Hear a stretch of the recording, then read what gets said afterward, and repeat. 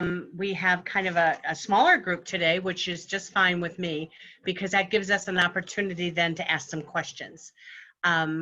First of all, since there are not too many of us, raise your hand if you are an office manager, broker owner, okay, realtor. Do you work for a firm that you receive some credits for profit sharing or bonuses if you recruit? Anyone? Okay. So we have a variety of people on here. Well, I was an office manager for many, many years, so I had the opportunity to recruit hundreds of agents over the course of probably 15 years. And I loved every moment of it. And what I wanted to do today was to share some things with you about how to recruit and maybe some things to say, things not to say, and basically what to look for when you are, recruiting. A lot of people think that they don't want to hire a brand new realtor, a brand new agent. I don't agree with that. I think that you always have to have brand new people in your pipeline. I think that that's a good thing if you offer, certain things at your firm that you're able to help train them, etc. So we'll get into it, and there'll be time at the end to ask some questions. And please feel free, to do that or to make notes now. So if you do have questions that they will be answered. Like I said, and I would be happy to answer any emails afterward if you don't want to ask the question or if you think of something later also. First of all, I think it's really important to understand what the culture of your company is. Some people, I think, don't even think about that. And I believe that every firm does have a culture, a certain culture that you have. For some, it is complete and total professionalism, which it always should be, don't get me wrong. But maybe they do a lot more training on professionalism, and that is like their number one thing in their office, that they want to make sure that everyone is trained to the highest degree and that they've, code of ethics, that they really work on that, etc. I think that every office has its own culture. And start looking around at people and what their culture is. Because if you're recruiting against other firms, number one, I think you have to know what it is that they're offering and you are or are not that you want to offer the same things, but I think you need to understand what the firms in your area are offering. This is where I'm going to bring up split, because I am a firm believer that split, it doesn't make any difference how much you offer an agent. I don't think it makes any difference at all, because 100% of nothing will always be 100% of nothing, right? Okay, so if you're not being trained and you don't have the backup and you don't have the means to help people within your office, it doesn't make any difference how much you offer them. You could offer them 100%, and if they never have a deal, then that's 100% of nothing. And even though I would say that to agents, I could tell that it didn't register with them, especially new agents, because they've never had a deal, so they don't understand. I think for some, all they're looking at to begin with is the split. And number two, that probably the most frequently asked question that I ever received was, what kind of leads are you going to give me? Which, okay, let's face it. How many leads can we give someone? All right. So I think you have to be prepared to answer those questions for sure. But do you offer RedX? Do you offer Realtor.com, Zillow for free? I mean, do you offer these things? Do you train them on it? Do you advise them? I mean, some firms do give out some leads, but for a new agent, that's really important to them. So if I downplay that, it's not going to go over very well. If I say, oh, I'm going to teach you how to get your leads, that is beyond them at this point. So I think sometimes we have to back it down a little bit and know that we are going to be treating a brand new agent totally different than we are going to be treating or trying to recruit an agent that has been in the business for even 6 months. Whether they've been in for 6 months or 6 years, it doesn't make any difference. They are going to be different than someone that has never had a real estate deal before. So I think that that's something that you have to think of. So number one, know the culture of your office and recruit to that. Not that you want everyone to be the same, but if you have personal values, that's why you probably opened your own brokerage, right? I mean, because you wanted others, you had certain values that you wanted to portray, and that's why you opened your own brokerage. If you start hiring people that are against those values, you're going to clash, and it's not going to go over well. Because before someone leaves you, they're probably going to take people with them, or they're going to talk about it far more than what they need to talk about it. So when I talk about culture, it's really, really important to know what your culture is and to recruit to that.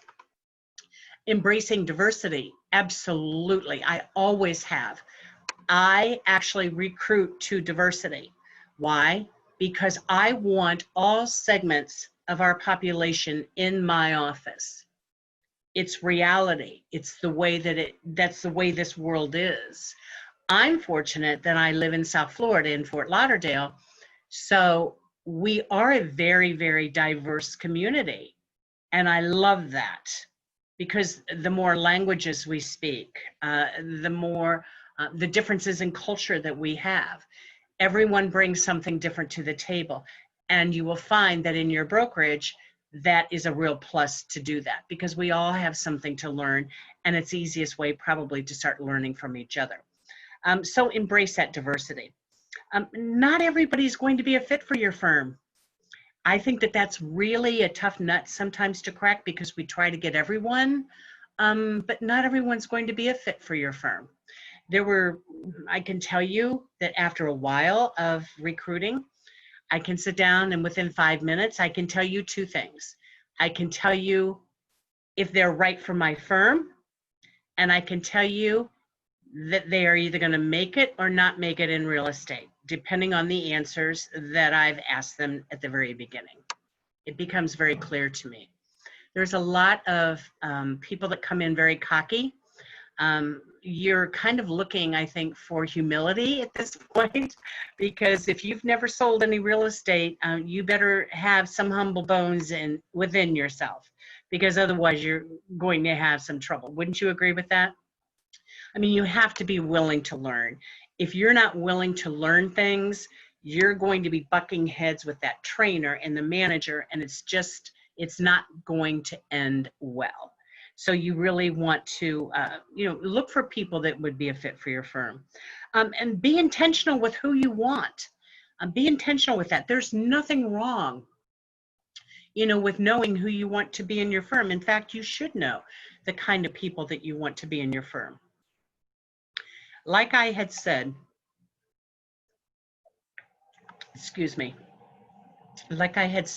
we are going to be recruiting new people, and we're going to be recruiting seasoned agents also.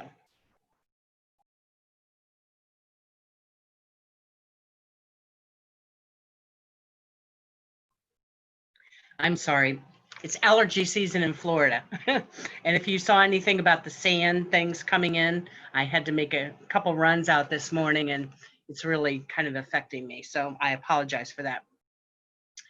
So when you're being intentional, focus on being intentional with the people that you want. When you look, let's start with new agents and new recruits. What kind of background do they have? Where have they worked before? Is that important? That's everything, actually. It's wonderful to have been a debate teacher, and don't get me wrong here. You might be the very best realtor in the world, But if I put a debate teacher up against someone that was in medical sales, the salesperson is probably going to have an easier job of selling real estate. And there's always going to be people that are going to surprise us. I get that, because there's other things that we should be looking at also. But look at what they've done in their previous career. One of the things I really like to find out is, how badly do they need to work? How badly do they need to work? And I think you can get that from certain questions that you ask about, about themselves and their work history. Someone that needs to work is going to work. Someone that is doing this as a social outlet, that's up to you to make a decision as to whether that's someone that you want to have in your firm or not. Some firms would like to have that person in them. It wasn't exactly what I was looking for, because I look at it as a body that probably is not going to attend the training that we're giving, and will probably take a lot of time off of our plate in helping the other agents. So that's something else that you have to look at. How long have they been in the area? Not that that matters. I had been in South Florida for 1 year when I got my real estate license, and had no relatives here and no friends here. We moved, and it was just my husband and myself.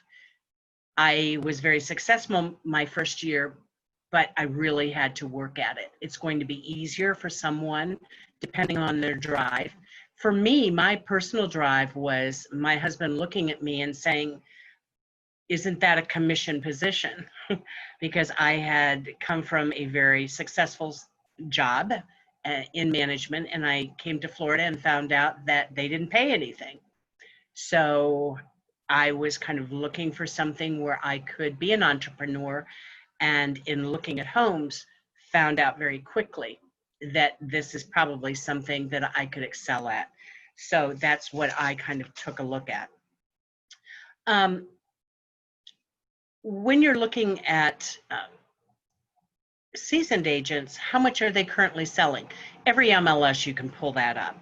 And you should be taking a look at that. Do I want that $10 million to $50 million agent? I'll be very honest with you. No, I do not personally. In some areas, that is nothing to sell. In other areas, that's a lot to sell. I think that you should each have a target market in who you're looking at. I found that I excelled in that current agent that was selling anywhere between 1 and 5 million, probably more specifically 1 and 3. I found that they were stuck in that. They weren't getting a lot of coaching in order to increase their income.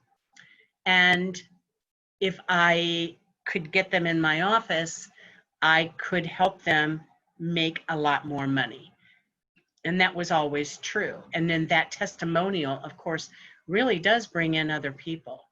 So find that target market of who you're actually looking for. Don't be all over the board. Stick with what we know and who we're comfortable with and what fits into the culture of your office. I always found that if they made too much money, the demands were always very, very high. The attitude was different. And the last thing I personally needed in my office was another diva. I did not need it. I did not recruit to it, and I didn't recruit for it. But we're all different in what we're looking at. So I'd say anywhere, 1 million, up to 3 million, maybe to start with, and then go from there. And in my market, where the average, home is $400,000, you're looking at somebody that's only selling 2 or 3 homes a year, but that's okay. If they're in this full time and that's all they're doing, they need the help, and they probably are ready to embrace that help and that training and that coaching. So that's why I kind of went for that, because I found that they really needed the help and wanted the help. Again, do they have the drive? Do they want to work? I think that that is just so important to know. Do they have a part-time job? Do they have a full-time job? Um, I never recruited part-time agents. It's just not what I wanted in my office. I found that it was just too difficult to deal with them. I was spending a lot of time at 11 o'clock at night on the phone with someone that had a job during the day, because by the time they came home, ate, went to the gym, etc., they were just sitting down to do real estate about 10 o'clock at night. And that's quite frankly when I wanted to wind down. It wasn't when I wanted to start. So for me, I had to take a look at that of, I understand that people need to work when they first get their license. But for me, as a new agent looking for a newer agent, I'd much rather have someone that was working the night shift as a bartender or a waitress than to have someone that was working 8 to 5 at a clerical job where they could not answer the phone, they could not return phone calls, and most importantly, they could not attend any training. And to me, that was the most important thing. I can work around a lot of things if their job that they have now is flexible, and some are. Many people had enough vacation that they could do that. And if I saw that they were really working on weekends to do the things that I was asking them to do, that made a big difference also. One question that I know that most owners they won't ask, and it was one of the most important questions I would ask, and I had no fear asking it. Do you have 4 to 6 months in reserve in your bank account to carry you over when you start real estate? It's an honest question, and I always got an honest answer. It was either, I don't have any money, or I have some. I don't have all of that, but I have some.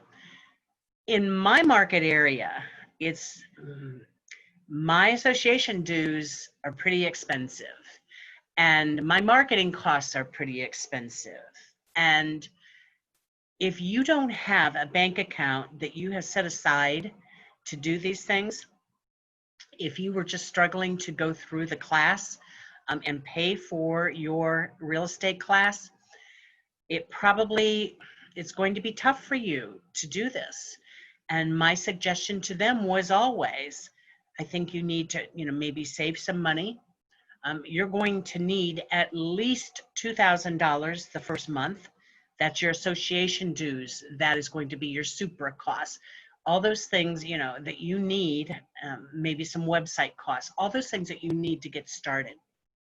What does this have to do with recruiting? To me, it has everything to do with recruiting, because if you don't want to see people fail. And if you hire the wrong people that you haven't asked these questions of, they're going to fail. And you will have spent a lot of time on people that perhaps you could have spent on others that were very serious about being in real estate. Sometimes people will fool you, but I think maybe it's the sheer numbers of new agents that we have here. Our new member orientation classes that we give once a month probably have 200 to 300 people in them. So you have a lot of people to choose from. In some areas, perhaps you don't. So one of the questions that they always ask is, what kind of training do you offer? And you need to know that. If you don't offer training as such, if you just have people fly by the seat of their pants, or the only training that they receive is through the association, I think that you need to own up to that, and that's fine. Agents in my area can certainly learn everything they need to learn at the association. It's just going to take much longer, especially now that many classes have been canceled. So you have to make a decision. Am I going to be training them in a class 2 times a week, 3 hours a day, or am I not going to offer any training at all, to a newer agent? And what are their motives of getting into real estate? What is it that they want to do long term? Do they just want to sell their house? Could be. And if you don't ask that question, then you won't know, will you? So ask them, what are your, why did you get into this business? A lot of times you can get answers that I think are quite interesting as to what brought them into the business, I think, to begin with. How long have they lived in the area? Ask questions of people. I knew that people wanted to hire me because my husband was the head of the Chamber of Commerce. So they assumed that I had a ton of contacts, which it sounds like I did, but no one was going to hire, that new realtor. So all those things that they thought I had going for me didn't work for me at all. I had to go out and get my own business. But what kind of sphere do they have? Do they have a large family that lives here? Were they raised here, born and raised here? How long have they lived here? Are they brand new? Again, it's all about the motive and what it is that they're looking to do in real estate. That makes you, I don't want it to be that every person that comes into your office that you interview, that you want them, because that's not the way that it should be. You have to want the people. They can go work wherever it is that they want to work, maybe not, but they have many choices, and so do you. So I want you to know that your firm is worth it, and you are worth the time that you give a new recruit, and to keep that into consideration before you hire them. Are they going to be worthy of the time that I'm going to expend on them? And we all know that agent that does well, which I've had many, many, many of them, it makes you feel like Mama Bear, probably one of the best feelings in the entire world, to see many successful realtors that you have mentored and you have trained to go on to be very, very successful. But you have to recognize that from the beginning, or at least give it some kind of a chance. Keeping a good customer relation management system, a CRM, you have to have a good follow-up system for recruits. I want you to type in after every conversation that you have with any agent, what it is, their name, their email. Ask them these things if it isn't on your information that you got from the state, and make sure that you follow up in that manner. I would also have a notes area where things that they tell you. I have a dog named Susie and 2 children and a husband. Mark those things down, because we think that we won't forget them, but we certainly do. People join us at a later date. Many times you'll interview them today and they will join you 6 months from now, because you do continue to follow up with them. You do continue to keep in contact with them. I can tell you there's only one reason only that agents leave the firm where they are. There's only one reason. Something emotional happened. It's all about emotion. Somebody upset them. They got a check and it was not in the correct amount that it should have been. Maybe they had their split rolled back at the beginning of the year and somebody kind of forgot to tell them that. Maybe they got into a fight somewhere, somehow, with someone in the office or with the owner or with the manager. Something happened. I have found in my experience, it's almost always something emotional that has happened that has kind of forced them out the door. So by keeping in touch with even those people, it's happened more than once to me that they have left the agency where they are, and they have brought their box in, put it down on my desk, and said, I'm ready to join. Because I kept in touch with them. I didn't necessarily always ask them for the order, but I was keeping in touch with them in many different ways. How's your business? I'm having a business plan workshop, in September. Feel free to come and join us. If there's agencies around that don't offer such training, offer it for the first time, and we'll get into that, a little bit more. When was the last time that you contacted them? It has to be, that CRM is probably the most important thing that you can have, because that's your sphere. That is your sphere. Just like you're asking your agents to have a sphere of influence that they contact, this is your sphere. Whether it's once a month, every other month, but that touch should always be there. This month you might want to send out an email, next month a direct mail. You know, direct mail, people used to laugh at that all the time. I think it's always worked, especially now, especially now. People aren't getting the mail that they were getting before because of the pandemic. And I think that every piece of mail that they get, they are looking at. And I don't know about your areas, but in my area, business is booming. It's very hot. Lots of things are selling. So if you are sending out a postcard, have them printed in advance. All you have to do, you know, is just address it to them and send it out to them. So just have it as a CRM where you can go back in and say, I have sent them 6 items and it is now July and I need to send out something else to 30 people. Your list doesn't have to be 5,000 people. In fact, if it is, it's too many. I would prefer that you have a list of maybe a target 200 to 300, depending on the size of your area, and rate them as A, B, C, D, just the way we would as a buyer. Are they an A candidate? Do you kind of get that feeling that they're looking to leave their agency? Or are they a solid C, that it's going to take something really bad for them to leave? You're not going to give up on those people, because those are the people that when that emotional item happens, they're just going to clean out their desk and they're going to leave. In Florida, I can purchase a list from the state of Florida. Actually, it's not from the state itself, but there are companies here that I can purchase a list from them of new recruits and people that are looking, or at least have made application to get a real estate license. We have 2 lists here. I have a list of people that are looking to get their license and a list of newly licensed people. The list that I like the most, that if you have a choice or if you can get both, great. It really is not that expensive. Most of the time it goes by zip codes. So I would go maybe 5 miles out from around where your office is. For some people, for a lot of people, they like to be close. They like their office to be close to where they live. At the beginning of their career, they think that's important. So that's who I would probably try to recruit the new agents from. If there's an out-of-town phone number, I call them first. Why do I do that? They're probably an agent that have moved to Florida from New York or Georgia or Wyoming. It doesn't make any difference. I call them first. And they are thrilled that I call them, because they are looking, you know, to be recruited by offices.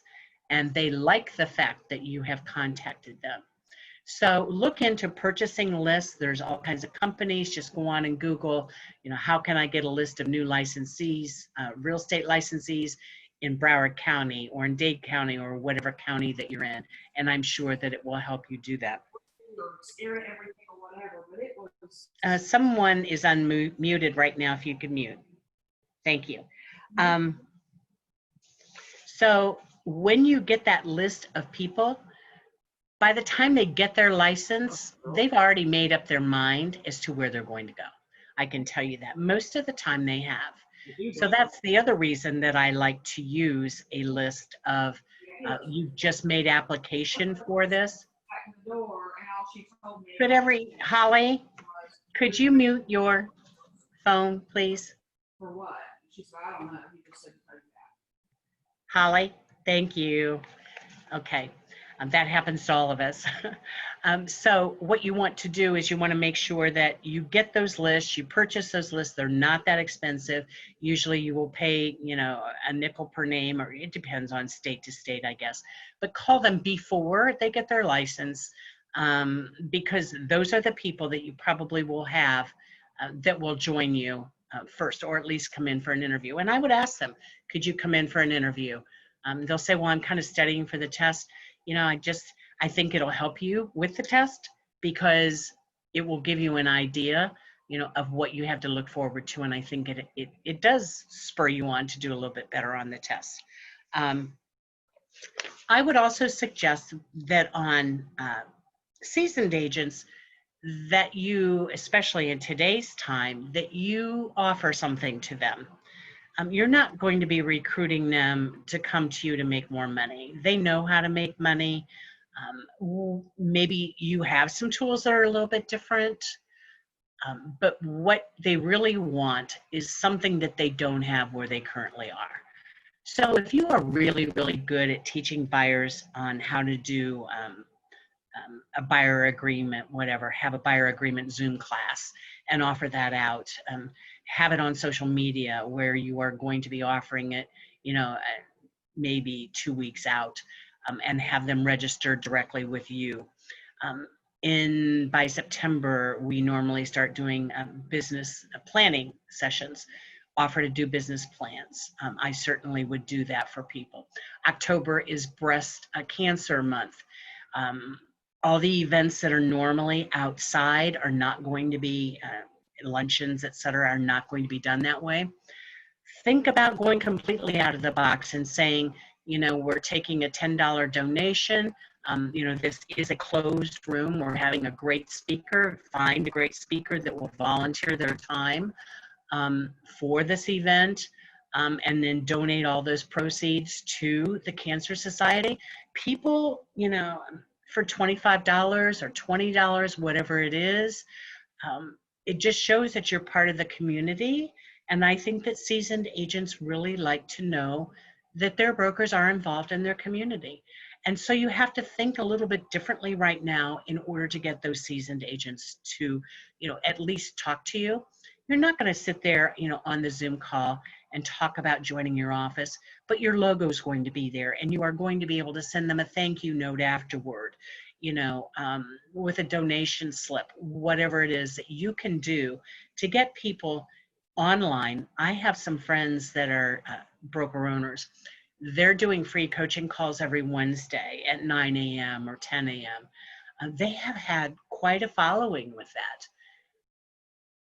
First of all, I think we want to help each other, but second of all, who do you think they're going to think of if they leave their current broker? They're going to think about going to that person because they have given of their time freely. And I'm not asking you to always give your services away if you are a coach, but you may get more coaching clients by offering something free, every once in a while. So I would certainly, and maybe even think about getting a list of realtors together that are willing to help in your community with people that need grocery runs, or just, put it out there on Facebook. Anyone that lives in Fort Lauderdale, any realtor, I'm putting together a list of realtors that are available to do errands for people that can't get out of their home right now or don't want to get out of their home, a grocery run or a pharmacy pickup. Maybe they need something done around the house. We all have those lists of people, those go-to people of handymen, etc. So offer to put those kinds of lists together, for people so they have something that you can have their name on it, you can keep in contact with them, and you're doing something for your community.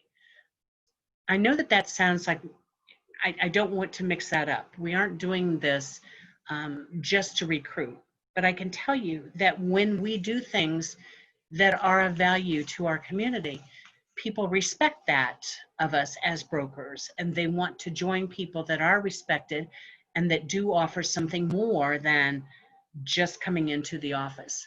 Seasoned agents aren't all about real estate. Many of them are not, some are, but many want to have that camaraderie that they're not feeling within their own office, I think. People often ask me, what is it that you say on the phone? Well, it's a little bit different every time, but to a new recruit, it's very easy. I just say to them, hi, Linda, my name is Ann DeFries. I'm with Century 21 Hanson Realty on Commercial Boulevard in Fort Lauderdale. How are you today? And they'll say, fine.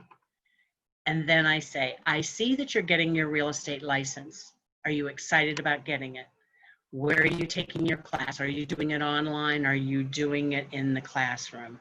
Now I'm sure they're doing it via Zoom. Do you have any idea who you're going to join when you get your license? And then I stop, because they are going to be very honest with you, and they're going to say, I haven't even thought of that, because they haven't thought of that. That is the farthest thing from their mind, because right now the only thing they're thinking about doing is getting their license. So they'll say, well, I haven't even thought about that. Do you have a date where your exam is scheduled? And if they do, what do I put in my CRM? They're taking their exam, on July 8th.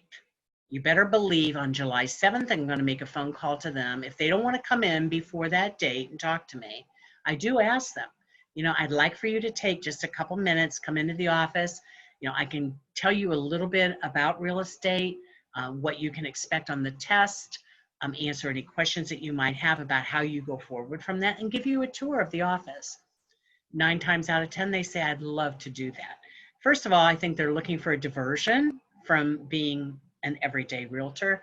They have no idea what they're looking to do yet, but they want to be involved in it, and they want to get away from, studying for their exams. So most of the time they're going to be very, very happy, to join you at least for a few minutes and take a tour of the office. You can sit down and talk with them about the actual exam. So on July 7th, I'm going to call them and I'm going to say, I bet you are really nervous about tomorrow.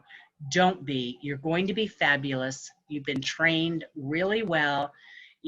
Just get up and know that you've got this, and let me know how it goes. Now, they don't have a lot of people to call that are really going to be that interested in how it went for them, right? They just aren't. They're going to call their spouse or their partner. They're maybe going to call their mother or their father, and then that's it. Their friends really don't care that they just got a license. But if you offer that to them, they are going to call you because they're so excited that they passed their test. And if it's anything like Florida, they get an instant notice that they have passed it. So when they call and say, oh my gosh, I passed my test, and I'm like, I am so proud of you. I knew you were going to do it. It's time to get started in real estate. Can you come in tomorrow morning? 9 or would 4 be better? Just lay it out there, because they're going to come in and they're going to talk with you. If they say, I'm talking to other people, I say, I welcome that, because I ask them where they're going. Okay. Why do I ask that? I am never going to talk badly about another broker or another firm, but if I know that it's a competing broker, somehow I'm going to weave that into the conversation, not about that person or that firm, but I'm just going to say, I know that you've been looking at other firms, and you should. You should feel really comfortable with where you're going to be. If you don't mind, I'd like to give you a few tips on what you might want to look for and what you want to stay away from when interviewing. And I give them a couple tough questions to ask everyone. I would expect to be asked tough questions. Ask them if they're a competing broker. Well, and let me explain to you what that is. A lot of people are competing. Personally, I would never work for a competing broker, but that's just me. If you are a competing broker, then find a way to combat that. But there's other things. Ask them what kind of training they have, where it's located, how many hours a day, a week. Is it them giving the training? Where is the training being given? What can I expect to be able to do once I end the training? Ask them all those kinds of things to ask people. That will help you a lot, but it also helps them because, quite frankly, they think they know what to ask, but they really don't know what to ask. I actually had a list of things, just as I would for any seller or any buyer, of things to ask on an interview.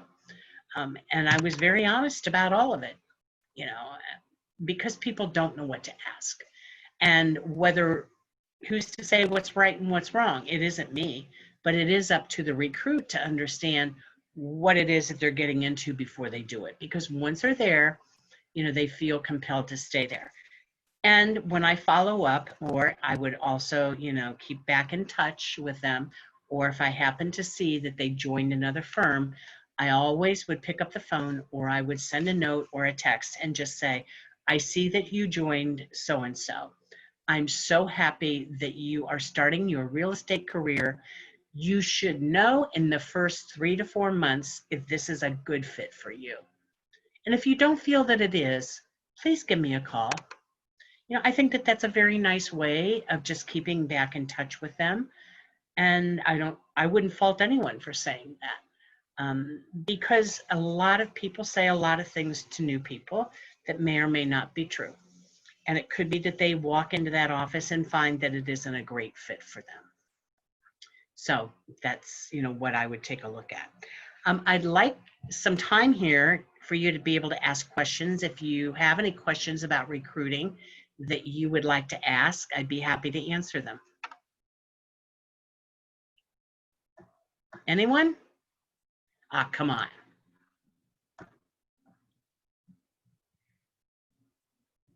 Really? No questions at all? Regina? No, I don't have any questions. I appreciate your time today, but no questions. I think you covered it very well. Okay. I do want you to begin and don't think that because we have a pandemic that you should not be recruiting. In fact, right now is probably one of the best times to recruit because people have been sitting at home taking their real estate exams, wondering what they're going to do. And even if you are offering your training virtually, if you haven't thought about doing that, then think about doing it. It's just as easy to do it via Zoom or WebEx or any of the other platforms that we have. It's just as easy to train that way and to talk with new recruits. Actually, you probably have their undivided attention by doing it this way. So don't wait until the economy gets better or whatever. Yes, Tara?